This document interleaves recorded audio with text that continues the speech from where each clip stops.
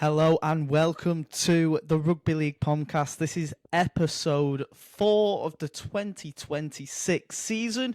I'm your host, Johnny Lou. Joining me up in Brisbane is Mr. Sam Leckie. How are we doing, Sam? Good, Johnny. How are you? I'm good. I'm feeling like these introductions are getting a lot more polished. They are. We're becoming professional. We're becoming well trained. We've done our pre-season, and we're ready to We've roll warmed into. up. Yeah, we're rolling into. We'll call ourselves All Stars. Okay, this is the All-Stars period. We're And we're what the topics podcast will All we Stars. be covering today, Sam? Not All Stars. The one topic we will brush over because it ended up in a 16-all draw. Didn't even watch the game, to be honest. I was busy. I watched the last 15 minutes. Where was I? Was it Sunday or Saturday? Sunday. Weird time to have it on as well. I was doing a food tour. So we're not going to cover that, but we are going to cover the couple of new little tweaks to eligibility and state of origin, the World Cup Challenge that is coming up at the end of the week over in sunny Hull, with a Ben Hunt exclusive in that one. And then we're going to go and talk about the Payne Haas situation, leading on to our 4 teams of choosing of the Bunnies, Storm, Penrith and the Dolphins. And remember, if you are watching this, to like, subscribe, follow and comment on this. So we'll start off with that state of origin news, Sam. Basically, if you can represent anyone you want at international level, but if you fit the eligibility criteria of Queensland and New South Wales of moving to the state before the age of 13, and or your parent represents that state, you're pretty much fine and eligible. So the likes of Ethan Strange, for example, that we documented or that I hoped for last year, he could well pick England now and represent Queensland or whatever. Victor Radley can go on to represent New South Wales if he so wanted. Adding for Noah Blake can go. You can have the likes of what's his name as well, the prop for Sydney Roosters. You've got so many options that can potentially Nafanu White, that can potentially play for the state of origin. This just makes competition better, doesn't it?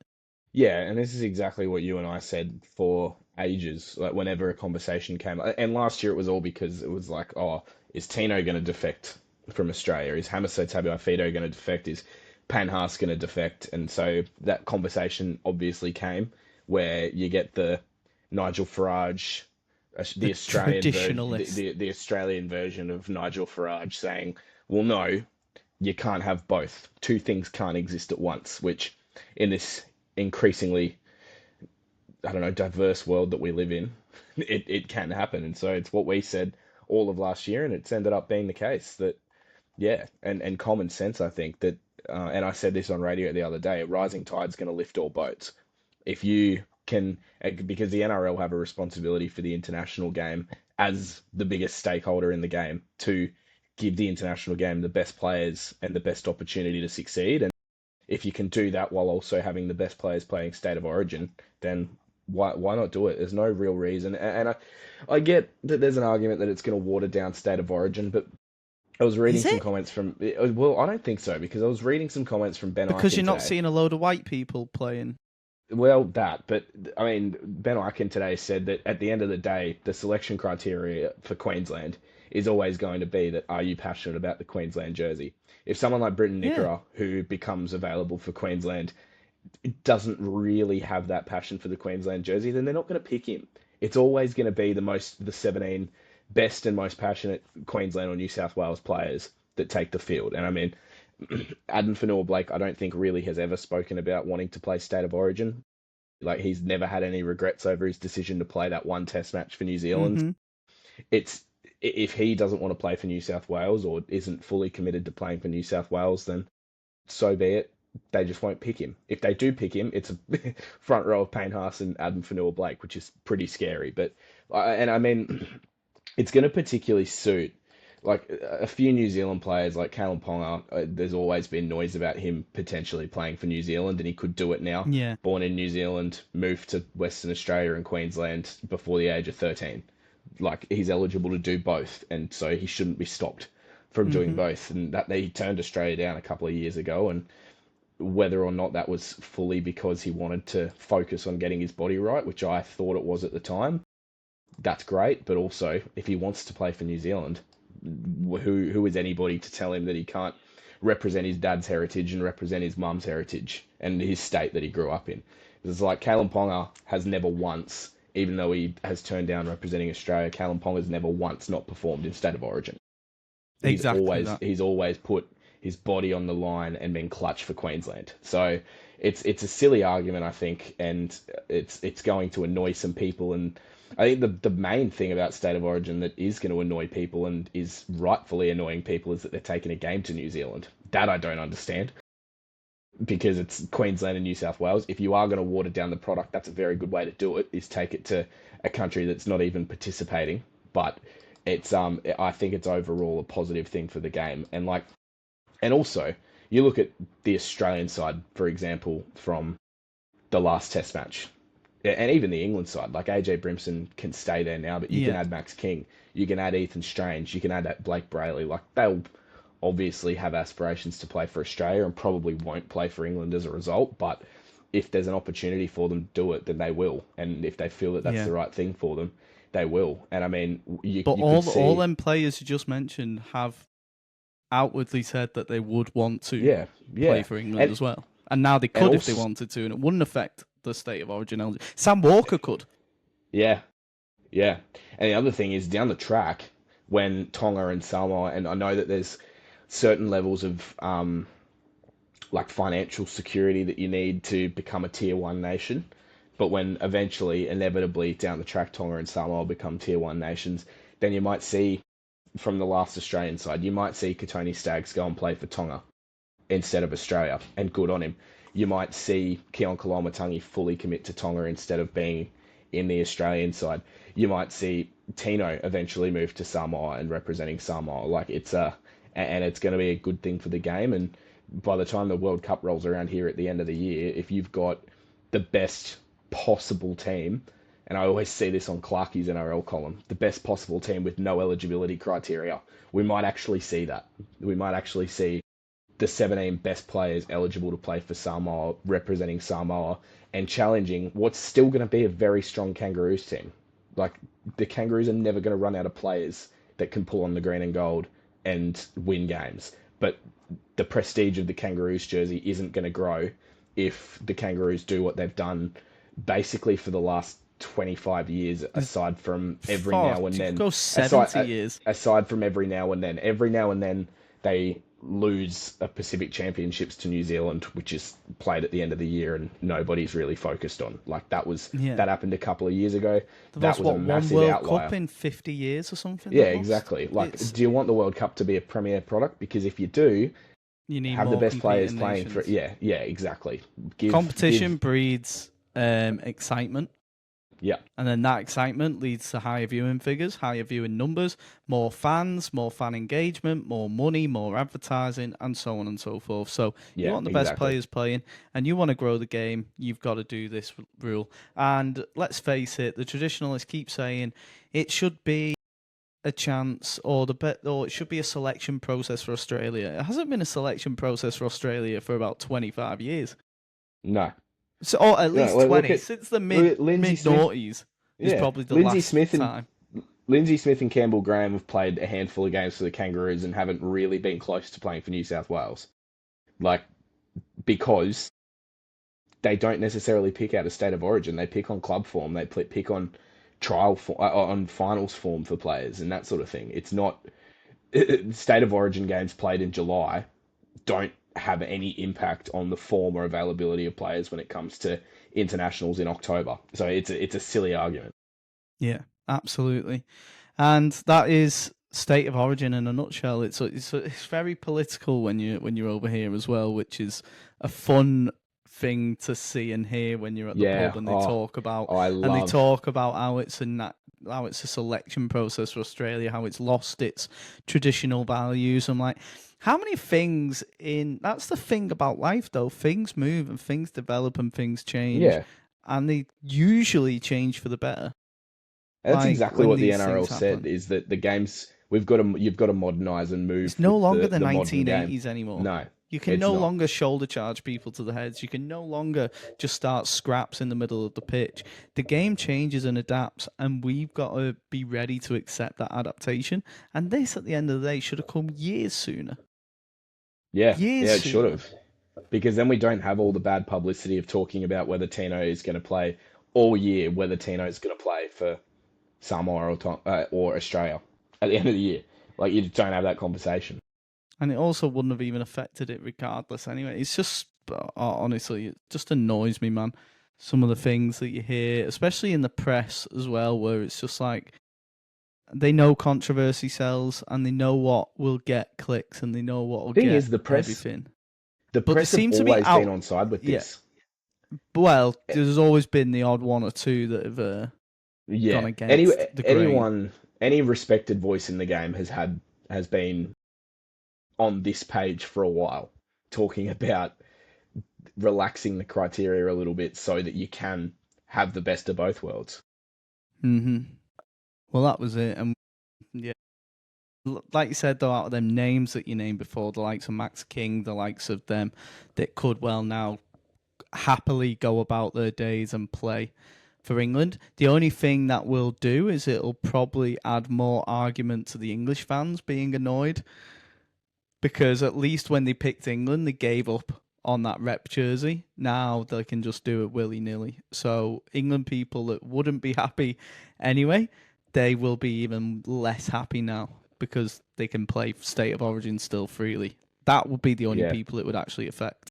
And it's also going to have a flow-on effect to club footy eventually, because there's going to be so many opportunities for players that under the old rules probably don't crack the Australian side in particular, but around the world that probably don't crack international footy. Like Kalen Ponga hasn't played international footy because he hasn't made himself available for the Kangaroos and hasn't been allowed to play for New Zealand unless he wants to give up Origin. But now you get more exposure for players as well on the world stage, which is going to have a great flow-on effect for local. But like, look at it if you think, and yeah, I'm not a fan of Origin going to New Zealand, but you know why they're doing it, and it's to continue to compete with rugby union over there. To try and demolish it. You have Kalen Ponga. Think about Kalen Ponga playing a State of Origin series potentially for Queensland and playing a game in New Zealand next year, after also playing for the Kiwis in the World Cup the year before. And all of a sudden, a kid that might be torn between wanting to play union and wanting to play league is like, I've met Kalen Ponga and got an autograph, I've got a photo with him and watched him play live. I want to be the next Kalen Ponga. And Nafanu White. It has that. Any player. It has that flow-on effect too. Isako even. He can probably play for. I don't think I've got a one list in front of me of the players that it's going to affect. And here's the other thing: there's about 20 players in there. It actually doesn't affect that many. Like, you look at that on compared to the rest of the competition, it's not that many players. Like, Isaiah Katoa could play for New Zealand and the Blues. Britton Nikora could play for Queensland and the Kiwis. He's already played for the Kiwis. But there's some players like Jason Tamalolo, Jerome Hughes, and Ronaldo Molitalo.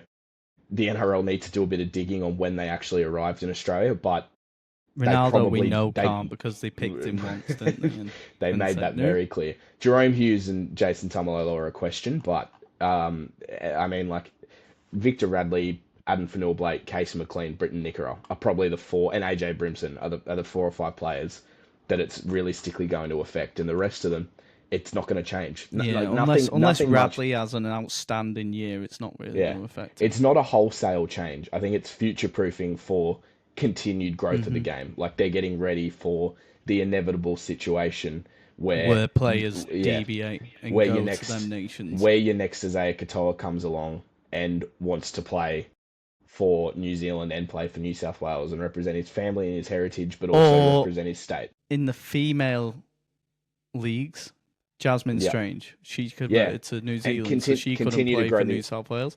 But continue to grow the international game as well on the women's stage. See, that's and same principle we just spoke about for the men, is you're going to get more players playing international footy earlier, and it's going to give them more opportunity to improve as players, and that has a flow-on effect to the NRLW, has a flow-on effect to recruiting and expansion of the NRLW player pool.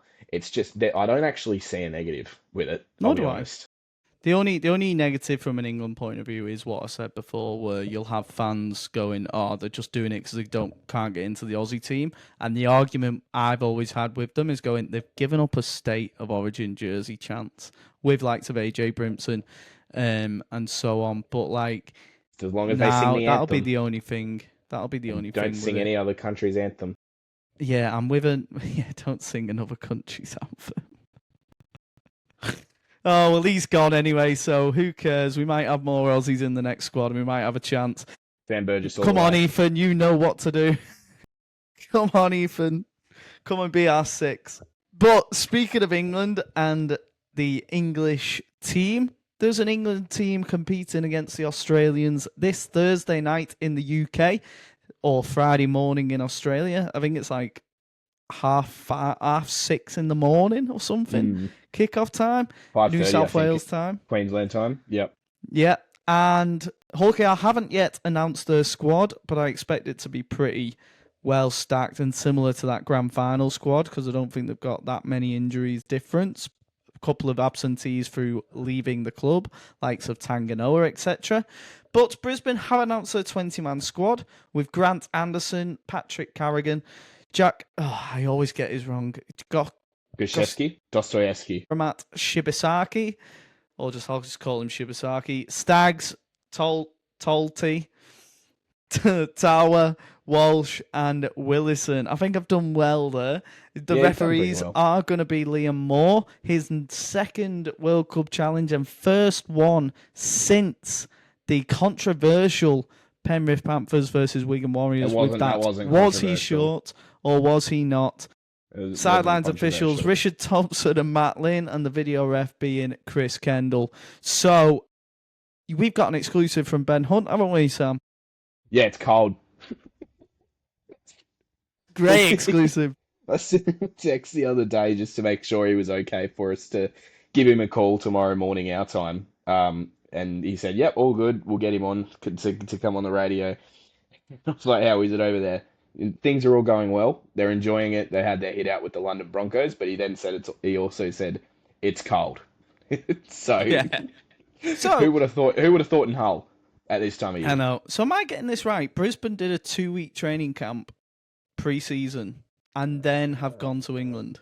Yes. Yeah. So that was pretty much a lot of time away from families and stuff like that, isn't it?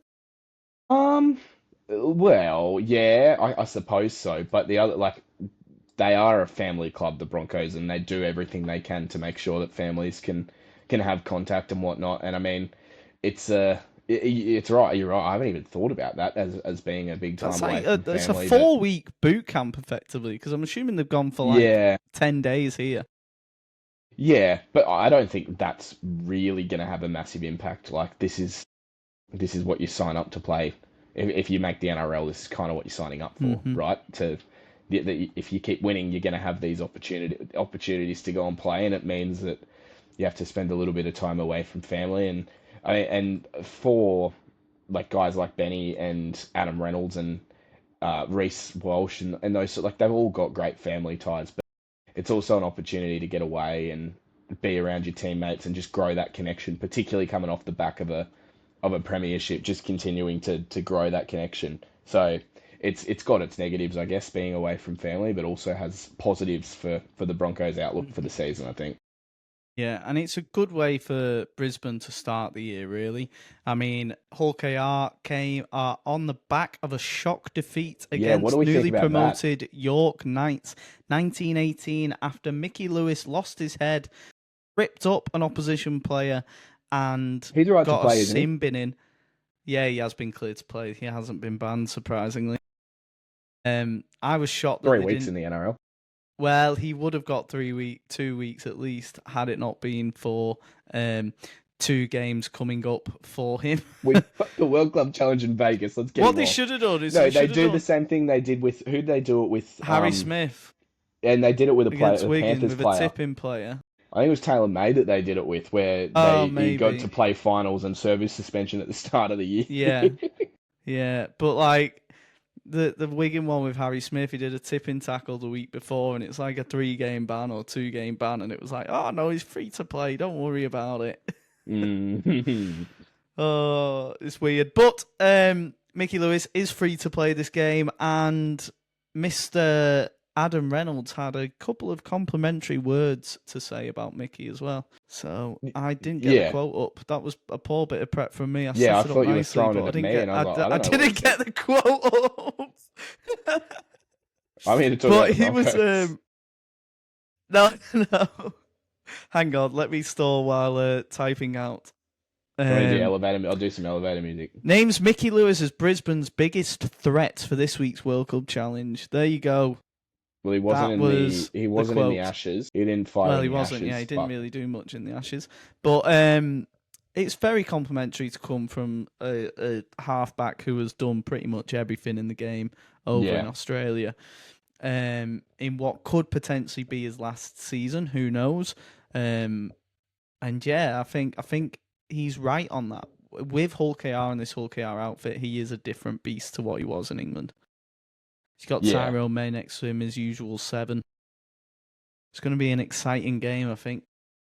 It is. I like it's for the Broncos. Like, and they've been actually very strong on that. No one like. I don't know what the actual record is in World Club challenges, but I don't think it's that good for Australia. But and the Panthers never Brisbane's won one. not the greatest, I don't believe, as well, because he lost to They Saints lost that once, one in 2006. Yeah, 2007. yeah, oh yeah. After the 2006 Premiership, Panthers never won one. They lost that one in the wet with the Lewis Dodd field goal. They lost that one that you mentioned, They lost the 4. They lost all controversial 4 of finish. them that Yeah, like played. they never won one. I think for Brisbane, it's about legacy. That's a big thing for them, is continuing this legacy. And like they get and I heard a video of Michael Maguire talking to them on one of their preseason training camps, that this is an opportunity that no other team gets, that you get to go over and you're not playing trial games, you're playing a game that genuinely means something, and that's your Yeah. lead in. That's your lead in for the competition where you're defending your premiership. So it's a great opportunity for them. I'm excited to see some of the new names like Orbix Tafar, who you mentioned. Apparently he's nuts. I think we did this in the Broncos test Yeah. season preview, and like he is going to add a lot to that front row and that middle forward rotation. Just a little bit of spice and energy Energy. that they probably didn't have. I don't know. I mean, Kobe Hetherington had the leg speed, but he didn't have the mongrel that Orbix Tafar has. So that's going to be interesting. And seeing how the spine works this year, because it's not going to be um, what they had last year, what they had through the whole finals series. Like, it's Walsh and Reynolds still there. Hunt's going to play hooker and Ezra starting. And you're going to get a good gauge on how they're going to back up this year, I think, too, when it comes, because they're going to be the hunted all year. Every team aims up to play against the defending premiers in any sport that you ever play in, and it's a good warm up for them in that sense too, because you'd say on paper, especially after Hull lose to York last week, that they're not, that they are the hunted in this game too, the Broncos. So I'm excited to see what they do. I mean, it gives you a good indication on how they're going to go for the rest of the year. Yeah, absolutely. And like you said, not many sides in any sort of in many sports would have an opportunity like this to travel halfway across the world pre-season and play for a trophy. And I think that's what one thing the NRL have to really buy into now is the legacy of the World Cup challenge, because I think that's one Mm. thing that's been That's why it's good the it's Broncos got this always off the been, ground. yeah, it's always been led by the English clubs, and it's been a case of, oh, we don't really care about it. Whereas I think if they all had Michael Maguire's energy and Yeah, go, no, we can really put a starting block and a bit of momentum into the season, I think more clubs will do it yeah. over the I hope they're course of it. not. I hope the Broncos aren't learning off. They went along to the Chelsea and Leeds United game when they first arrived Yeah, they in did, the didn't they? UK and saw Chelsea blow a 2-0 lead. Pretty sure Yeah. Cole Palmer missed an open goal at some point in that Yeah, he game. did So right at the hopefully end to win it. They don't He was take like the 1 meter out, and he don't skied it take that over the energy. bar. Don't take the Or, Chelsea energy into it. or unless they're going for a drop goal, in which Maybe. case take that energy and then you can get it over the Yeah. crossbar. Yeah, So well, there that was was that sort of kick that got him into the prelim final against Canberra. Yeah, there was exactly that. There was one player that we mentioned there that will have a big impact on the game, and he's had a big few days over here, and that is, of course, Payne Haas. Over 1 week ago, he announces, well, not he, but the Rabbitohs announced that they had agreed a contract to sign him for the following 3 years from 2027. Yep. This is one of the biggest signings and the biggest coups in the NRL. The biggest surprises as well, I think, for everyone. Yeah, it came as a shock. And I think that was the first it came out of nowhere. I think that was the first thing that everyone needed to deal with. Is like normally with a big signing like this, there's a bit of noise in the lead up, and it just dropped on us. It just dropped on a Sunday night that so weird. South had lodged a contract with the NRL, hadn't signed him because there was the 10-day cooling off period, and always the risk that he was going to backflip. But then the Broncos end up waiving it, and it's business as usual. But like for South, I'm so shocked that nothing came out beforehand, and it was just we've got Payne Haas. But when you and then people started talking about the factors as to why, and typically questions start getting raised about the relationship with Michael Maguire, whether the Broncos had lowballed him and not offered him enough money, and there was a lot of mixed mail going around. But at the end of the day, the biggest thing for Payne Haas, and for a long time, and we've spoken about this when the R360 offers were getting floated, the big thing for him is family.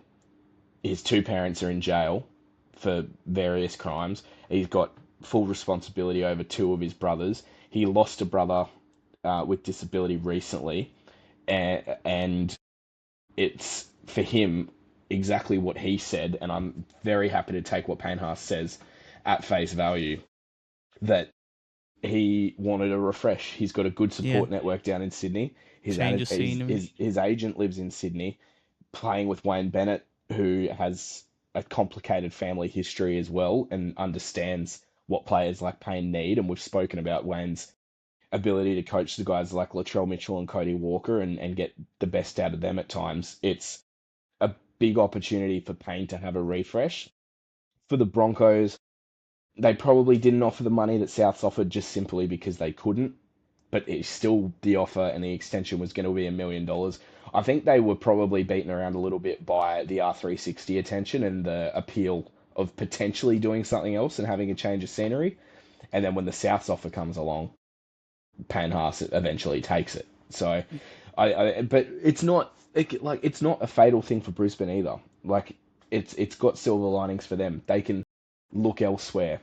They don't have to roll over and go, we've lost Payne, so that's the end of this period of success for us. Like, you can pump extra money into Reece Walsh to keep him long term. You can go out and find yourself a long term hooker, or extend guys like Billy Walters or Cam Bukowski if that's who it's going to be. You can make sure that Pezzett is there long term when he eventually gets there. You can go out and sign a gun front rower from somewhere else. Like, there's going to be opportunities to sign other people, but I just think all round for Payne, the offer to have a change of scenery was too good to refuse. Absolutely, and like you said, that support network he'll have down there with his younger brothers joining him, I'm assuming with his full custody. You know, like it'll give them a refresh, and it'll take a lot of pressure off him outside of the footy world, which will only make Payne Haas a better player, I think. And it will be an absolute improvement to the South Sydney Rabbitohs, who this year they look very have good. had a bit, for the year after this year, definitely. But they have got a lot of changes coming into this year, haven't they? They've got David Fafita, who joined last year from the Gold Coast Titans on a 12-month contract. 2-year contract, sorry. Adam Elliott, Garlick, Glover, Graham Topher? Yeah. Edward Cosey. Not really lost many. They lost obviously Lewis Dodd to the Catalan Dragons, who started the year like a house on fire for them. Havili's gone to London. Hoss to Saints. Lovett's retired. Mellors. Shaq Mitchell didn't really play much anyway. David Moale and Michele Ravalawa, who's gone also to the Super League, and Ryan Gray. Not really much of a loss there for that side, is it really? They've definitely strengthened in terms of that pack with David Fafita. If they can get the best out of him. Yeah. I love their it'll depth. It'll be some David Fafita we should witness this year. We spoke a lot about the injuries for South Sydney last year. That was and Fafita ridiculous. and Haas are quite close, aren't they, as well? Yeah, yep. They rightly. came up through the ranks together, like sort of at the same time, and ended up in Brisbane at the same time before Fafita took the big money offer to go to the Gold Coast. But the thing I love about South this year is the depth that they've got across everywhere. Like every single position. With Jai Gray playing fullback this year by the looks of it. Well, he's named to start there in the trials. Latrell in the centres. I think Latrell will play on the left and Jack Whiten probably shifts over to the right. Yeah, I think so as well. You've got, and then like there, Alex Johnson, Campbell Graham are locks. Cody Walker, your 6. I'm not sure who's going to play 7 because Jamie Humphries isn't named to start at 7 this week. It's Ashton Ward, the young kid who debuted against the Broncos last year in that game at Suncorp, where the Rabbitohs literally had 17 fit players on their playing roster, so he sort of had to play. So I don't know what they're going to do there. Jamie Humphries, Humphries not like is Wayne named Bennett to come at off the the Bunnies bench. to have a halfback crisis, is it? And then, no, not at all. And you look at this pack, like Fafita probably doesn't start the year. Like it might be Tallis Duncan or Ewan Aitken, but Tavita Totola, Keon Koloamatangi, Brandon Smith had a good finish to the year last year.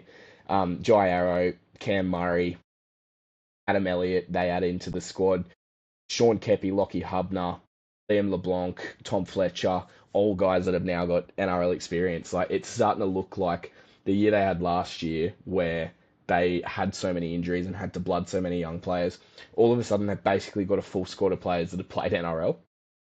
Yeah. So they've got this awesome depth. They just need to stay fit. You need to. When they lost last year, Murray and Latrell Mitchell on the same day, like within 8 minutes of each other at pre-season. They lose Cody Walker throughout the year. Campbell Graham, Totola. Brandon Smith was out for an extended period because he had that ACL injury that he carried over from his time at the Roosters. Like, they didn't have their best 17 fit, and that's why they ended up where they ended up last year. But if they can stay on the field this year, they'll give it a shake. That's for sure. Yeah, absolutely. Yeah, I think the obviously we're going to do our ladder predictions probably next week, in the lead up to Vegas. But I just don't know where they're going to be. Just don't know how this year's going to be because you never know. Because you can't base it off last year because of how many injuries they had. Yeah. So like you got to go. Well, they've got to improve on last year because they finished so poorly. But yeah, like the likes of Tallis Duncan that you mentioned there, he found a home at that centre spot. Yeah. Last year, he was scoring tries for fun in the back end of the season, and defensively he's a solid unit. And yet you come into the new year, you've got Latrell playing on the left. You've got the likes of White and Campbell Graham that can play in the right centre as well. Yeah. It's Isaiah just Tass unbelievable. could potentially play. They've got Ty Munro as well that could play on the wing if they want to shift Campbell Graham into the centres. Yeah, it's and quite like exciting. Latrell Sigwell had a good game at centre in the trials as well. They've got depth in their halves when you've got Jaden Sullivan and Jonah Glover. Matt Bronson Garlick can play a little bit of hooker as well if they need to cover someone, like if Smith or Mamazelis goes down. Like they've got depth of cover in every position this year, which is something they didn't have. When I look at this team, there's one big glaring thing, and it's how they unlock Latrell Mitchell in the centres. Like it's obviously going to be a team. It's a big pack. One of the best centres in the world. It's a big pack that's going to rely on having a quick ruck because you've got Totola and Koloamatangi there and Cam Murray who can play the ball quickly and create a bit of ruck speed. which you need when you've got Brandon Smith at hooker, because he doesn't probably have the craft to create when there's not a bit of momentum that he's playing behind. And when you don't have that craft from your hooker, you need that ruck speed so that he can deliver the ball where the halves want it. And Cody Walker needs to get the ball where he wants it, because he's going to be the one. Like that, we've always spoken about South's left edge, where you've got Walker sweep to Latrell Mitchell, and Latrell Mitchell often either runs someone over or throws a cutout to Alex Johnston. And it's going to be a lot easier for them this year, because you can just have Latrell Mitchell be that strike centre.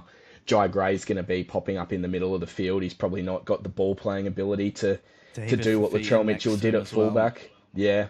Yeah. Like Jai Gray popping up around the middle for offloads and that sort of thing. Like, it's going to be a team that they are going to just try and get rolls on through the middle, have Brandon Smith poking holes out of dummy half, have Jai Gray popping up around offloads, and then you've got a team backtracking, and all of a sudden you can go 2-3 pass to Latrell Mitchell against a centre that's on his heels. Like, it's a formula that if they can get it going, it's going to win a lot of games. Yeah, Jai Gray. Jai Gray reminds me a little bit of Dylan Edwards with how he plays. He's just like Mr. Consistent. Probably not the yardage. Yeah. See, that's he's another a little thing. Bit weak on that way, but that's another thing I mean, that like, the way he concerns me plays in the attacking line. A little bit about them, and we're talking about ruck speed and needing to have momentum to get the best out of the setup of their team. I look at their back five, and it's like, if I'm looking at that back five for South and I'm coaching, and I'm obviously not a coach, but my first instinct is to kick early and turn them around and make Jai Gray, Alex Johnston work the ball off their own line. Like, Campbell Graham is a decent yardage player. Latrell Mitchell's never done a lot of yardage work when he's played in the centres. That's just the way he plays. He's not a centre or a fullback that has 20 touches a game. He has 9 and makes them count. Jack Whiten can do a bit of yardage work, but like, their key thing is going to be to have control over that middle of the field, because otherwise I don't see a lot of opportunity for them to win in arm wrestles. Like, this is going to be a team that wins fully off the back of momentum. Yeah, it will be. You know what? We'll predict where they finish up in our ladder predictions. And a team that I predict will finish quite highly, as they always do, with Mr. Bellamy at the helm, is the Melbourne Storm.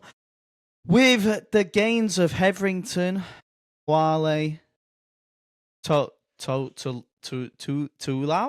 Tulau from Penrith. Yeah, the young halfback from Panthers. Yeah. And again, Waitere from the Canberra Raiders for a 2-year deal.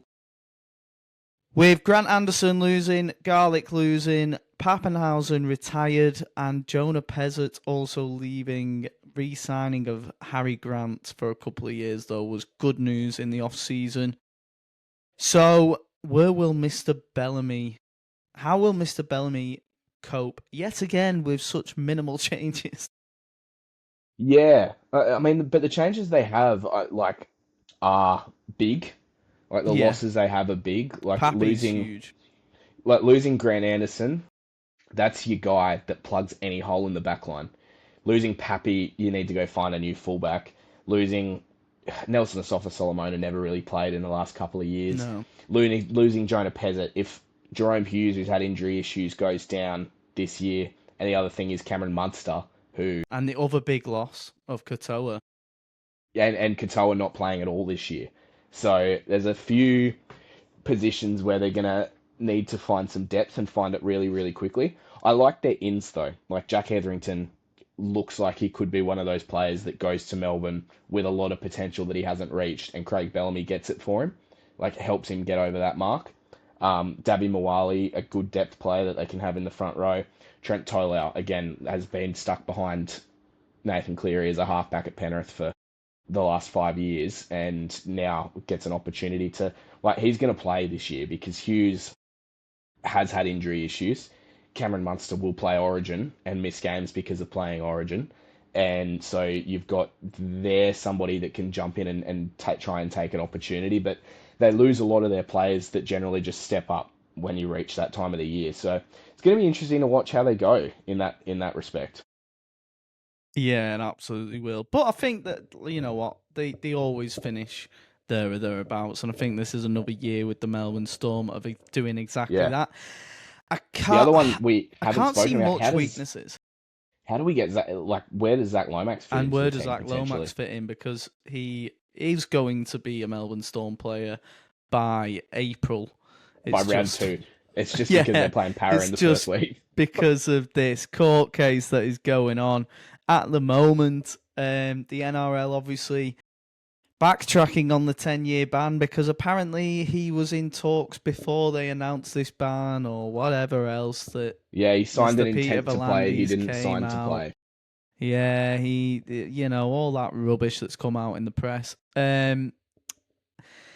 Yeah, he's going to be back this year, and again, he'll just slot in somewhere. He's a Grant Anderson Mm. replacement, really. You can slot in at centre, slot in on wings, slot in, Yeah, you probably. at six if you need him to. Yeah, it's probably, to be honest, it's probably him this year playing centre Yeah.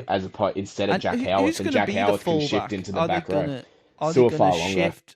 I was going to say, are they going to shift Hughes to fullback and mix up with the 7, or are they going to go with Farlongo and give him Yeah, it'll his be break? Farlongo. It'll be So let's hope Farlongo. he can stay Tell fit you as who well. who looked good in the trial against Canberra last week was Hugo Peel, who I didn't really know much about, but he looks the goods as well. So there's somebody there who could potentially slot in Hmm. at fullback somewhere. And like Suafalonga hasn't played a full season; he's had hamstring issues that he's been battling. But yeah, I mean, Hugo Peel impressed in the trials, and there was a few other players that impressed in the trials for Melbourne last week. So look, they've got young players there that can come in and fill holes, but you look at their best 17, and you're right. There's not. I'm thinking catastrophe, the injuries strike, but you look at that. I keep saying best 17. It's best 19, but best seven, like their best team this year. There's not many weaknesses. All of the key parts are still there. You've still got a hard-working forward pack with Alec McDonald and Mac and Josh King and Trent Liero and Stefano Utuikamanu is your X factor. Then you get Yeah. Hetherington coming off the bench. I think Adavalu Lasardi is going to be the one that probably gets the opportunity to play in the back row at expense of Eli Katoa. So a good opportunity for him to. He showed some signs last year that he could be a really good player for Melbourne, and their backline, like Farlongo, if he's fit, just does things that nobody else can do, and we've seen that when he's gotten opportunities in the NRL and for Samoa. Munster and Hughes and Grant, they just work, and the rest of the side pretty much stays the same. It's just about keeping them on the park, because if they don't, there's going to be a lot of new faces that end up playing for Melbourne this year. Yeah. And well, you know what? That wouldn't be necessarily a bad thing, to be fair. No. Give a few new players a chance, and obviously we mentioned Trent Talau, who joined from the Penrith Panthers, and that is the team we're going to go on to next. You've set this up perfectly. I have, mate. I just was looking for a link and I just found it there. I was like, you could get work a in link radio, there, mate. See, I just thought about that on the spot. We got Tom Alley joining from the New Zealand Warriors, Jack Cogger joining from the Newcastle Knights yet again.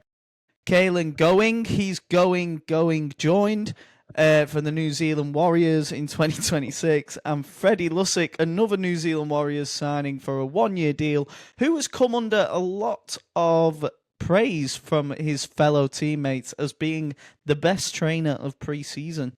Yeah. So he's obviously looking to kickstart his career at, 26, 27? Yeah.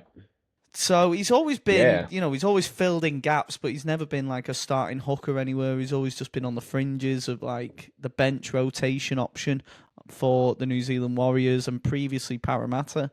So it would be good for him to... it was Parramatta he was at beforehand, wasn't it? Yeah, started at Para and then went over there. Yeah. So, there's too many but they have... there's three of them.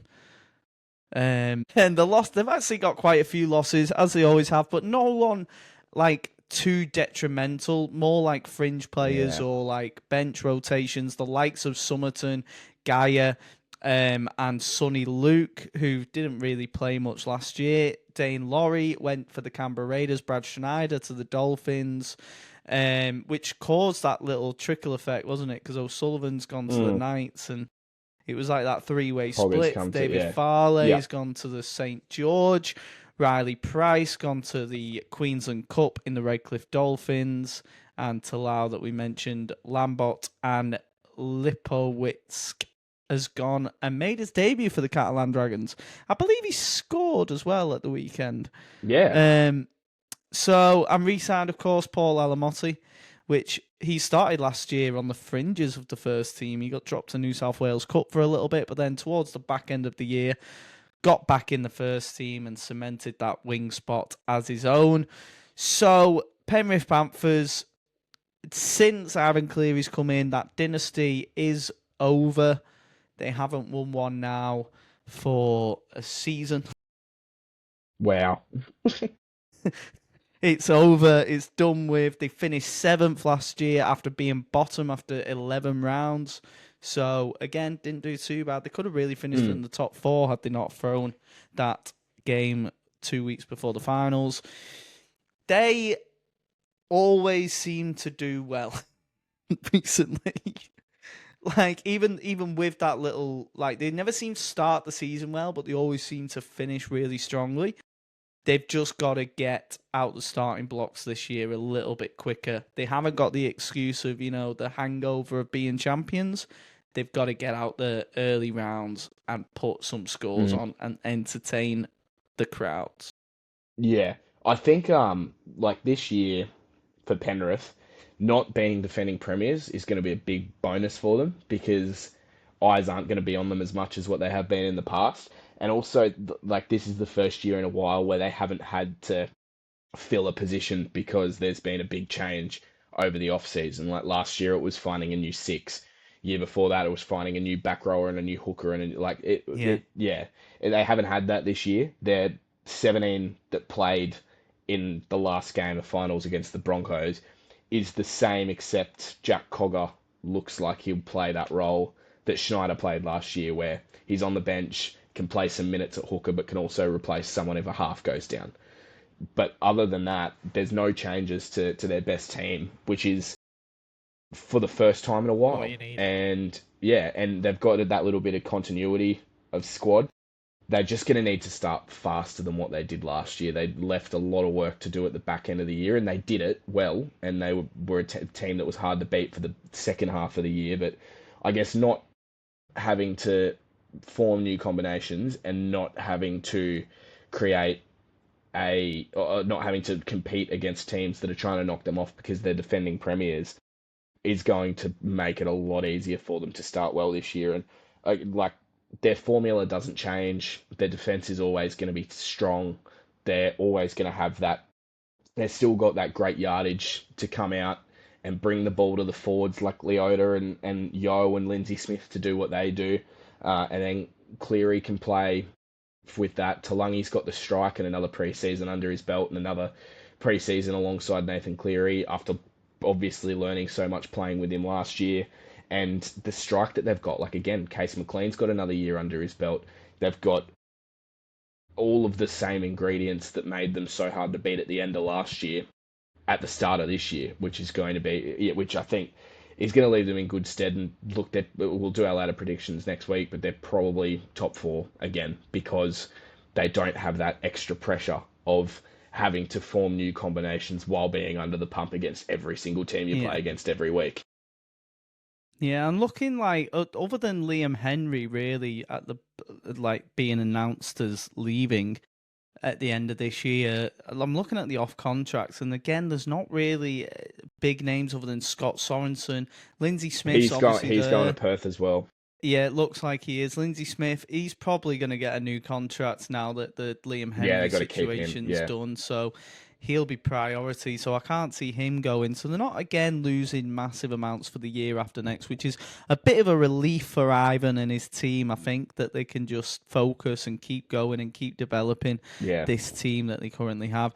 As long as they keep that core together, and as long as they keep Edwards, Toto, Cleary, Yeah, and their academy sort of mindset, they'll be fine. Yeah, As long as they yeah. keep breeding in Oh these new yeah, like look at youngsters, like they have some of done. these youngsters coming through, still Jesse yet McLean, to for example. like Jesse McLean, the younger brother, a couple like Jackson Edgar, who's a good young fullback, and they've brought in some Luan Pateo, who's played a little bit and is going to Yeah, be that guy that comes in during Origin period, and if there's injuries in the forward pack, like yeah, they've still got all of that. That's not going anywhere.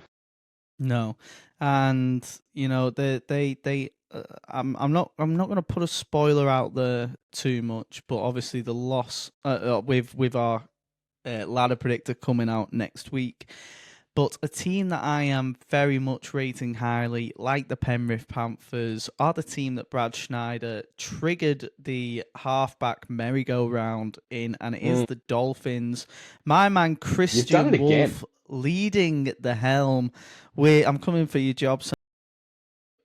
Morgan Knowles joining him, the vice captain for St. Helens, left the club after 10 seasons, his testimonial last year, to try his hand up in Redcliffe. He's living very locally. I know that because my mate texts me that his friend is works at the daycare that his kids are now working at, that are now at. He's going to enjoy his time up in Queensland. I'm sure they've signed Selwyn Cobbo from their rivals, the Brisbane Broncos, like they did with Herbie Farnworth a few years ago. Brian Puniu. I really need to learn Polynesian names. He's a great story, by the way. I can tell you about that afterwards. Absolutely. Brad Schneider and Sewer from the Newcastle Knights. Sebastian, that is, not the one from St. George Illawarra. They have, however, lost a fair few players. Max Fengai going to the Gold Coast. Kenny Bromwich retired, along with Mark Nichols retiring. Sean O'Sullivan, we mentioned, went over to the Canterbury Bankstown Bulldogs. Harrison Graham leaving to Newcastle Knights. Peter Holler, Newcastle Knights. Josh Kerr, who was on the fringes of the Queensland squad, joining St. George, as we mentioned in an earlier podcast. Teague and Mason Teague's left. Junior Tupu to the Sydney Roosters. James Walsh to the North Queensland Cowboys. Michael Wonga to the Brisbane Broncos. And Orbrix Twaha to the Brisbane Broncos. Tafar, sorry. But, you know, good news. They've got Herbie Farnworth extended for a year. Limu, who impressed me so much last year. His development over that 12-month period was just exponential. And Donahue also renewing for the further 2 seasons. The big signings, big momentums. Morgan Knowles brought into the headlines last week with that gash on his forehead, and he just carried on just above the eye, and he just carried on playing. Get him strapped up and he will carry on and he'll lead from the front. He required stitches post-match. That man does not know how to protect his body, and he will be a hit in Redcliffe and in the NRL. This is their year. This is the year where they take that leap. Like it's amazing how quickly and I hope that the other expansion clubs down the track can do this. But yeah, like last year looked like it was going to be the year until you lose. Obviously, Flegler was never going to play. You lose Gilbert in pre-season. You lose Plath later in the year. You lose Safidi later in the year. That's your 4 middle forwards. Like that's your middle forward rotation, and all of them are representative standard. That gave opportunities to some young guys to play and get some numbers under their belt. And like when Kafusi shifted into the back row, they get those young into the front row. They get those young back rowers opportunities like Oren Keeley and Kilikefu Finafetiaki. Like that was a good building block for them last year, is dealing with that pressure of having to cover all those players. But you look at them this year and they've got strike across the board in their back line. They're led around by the best young playmaker in the game. He's already probably a top 4 or 5 playmaker in Isaiah Katoa.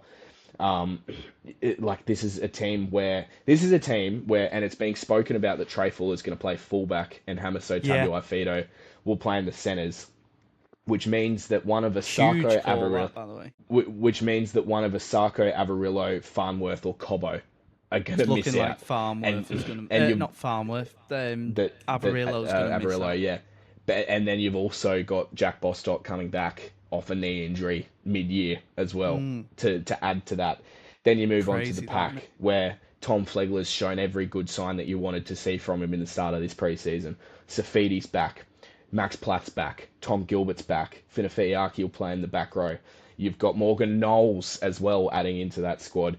The only concern for them is that Jeremy Marshall-King won't be back till probably round 7 or 8 because he's got that knee injury that he finished up the year with. Yeah. So, but I mean, they bring Brad Schneider into the squad, who's probably going to play hooker for them, and did a good job playing hooker for the Panthers at the end of the year when he was needed last year. So, Schneider will play hooker. You've got Kurt Donahue, who was a starting lock for them, and who knows where he's going to get used because he can literally play anywhere on the field. He can literally play anywhere on the field. Yeah. Connolly Lemuelu, and then like young guys that you mentioned as well. That young Brian Puniu, I'll tell you his story very quickly. Everyone rates him so highly, like he's got immense talent. His older brother Joseph was playing for the Junior Titans a couple of years ago and had an incident where he was slammed into the post and became a quadriplegic.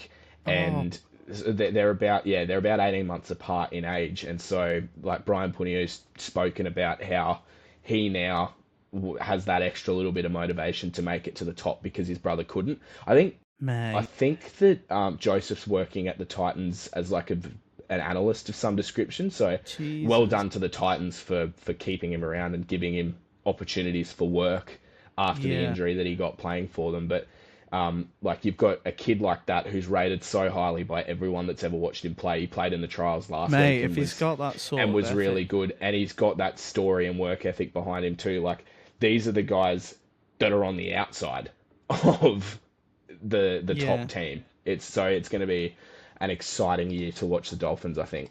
Like if you're just even a half decent player, if you've got exceptional attitude, exceptional motivation, dedication, and discipline, even if you're only half decent, you can be a world beater. Yeah. Because 100%. of that, because it's that determination that every game will get you that extra 10% or even 1% that other players won't do. So good luck to you, Brian, this year. And I think he's got a head coach that will believe in him and that will give him the opportunities when necessary.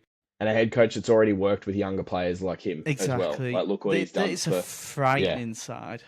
It's a frightening side. When you add them two in the front row as well, that are years out in Gilbert, and if they can, just insane.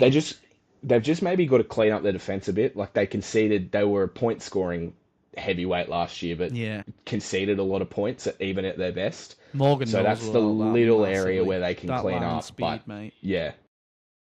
If you've got guys like him that can lead that sort of change, it's a hell of a side. Yeah, they've even got like Oren Keeley, who had a good back end of the year as well. Like to play in the second rows, like mate, it's just Francis the world's Molo, Ray Stone, Tavita Nafahu. It's a frightening prospect, man. And I think like they have easily the best like depth. Oh man, it's just that first 17 is a scary thing, but the depth behind that as well now, because that's been the issue the past couple of years, has been that depth, which you'll get with every new franchise. But now they're really making a proper side, and this is now the year to push and go for it. Like the Dolphins are in for a good 2026, all bar the injuries. That has been our roundup of the 4 teams in question. Next week we will be back with a ladder predictor and maybe a couple more teams, but the couple more teams that we haven't done will be lumped into with a little bit more of a debrief in that ladder predictor as well. So who haven't we done? Warriors, Warriors, Eels, Eels, Tigers. Tigers. Yes. Let me just flick through. Is that everybody? I think that's everyone. Yeah, because we brushed over Cronulla. Yeah, good. I think that is everyone. So they'll be the only ones that we'll proper delve into, but we'll give us our reasons next week in the Ladder Predictor. And yeah, it's been a good, concise, hour-long pod. We're getting better at this. We're getting better at this. We're training ourselves. Lot less bullshit. That's because I've got a tight schedule to keep. It's when I don't have a schedule to keep. That's when we go off track. So I hope you guys enjoy your week. Enjoy your weekend of rugby league wherever you are watching it, whether in the Northern Hemisphere or the pre-season trials down here in the Southern. Whether it's watching it on Sky, on Fox, you name it. Stay safe. More importantly, if you've enjoyed this podcast, like, subscribe, and comment your favourite bit, your predictions, anything really. Just keep on doing it. You feed your algorithm. So I've been Johnny. He's been Sam. Peace out.